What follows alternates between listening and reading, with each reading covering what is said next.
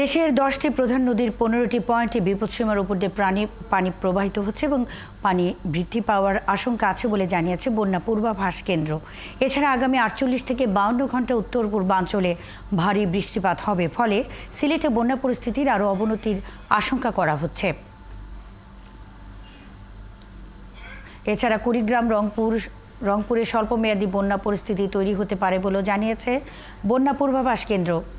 আগামী 3 দিন ব্রহ্মপুত্র ও যমুনা নদীর পানি বাড়তে থাকবে আর বন্যা পরিস্থিতির অবনতি হবে সিলেট, নেত্রকোনা ও সুনামগঞ্জে। অবস্থা স্থিতিশীল থাকবে মৌলভীবাজার ও হবিগঞ্জে। তবে ভারী বৃষ্টিপাতের প্রভাবে লালমনিরহাট, কুড়িগ্রাম ও রংপুরে স্বল্পমেয়াদী বন্যার প্রভাব 3 দিন পর কমে এলেও 25 জুনের পর দীর্ঘমেয়াদী বন্যার আশঙ্কাও রয়েছে বলে জানিয়েছে বন্যা পূর্বাভাস কেন্দ্র।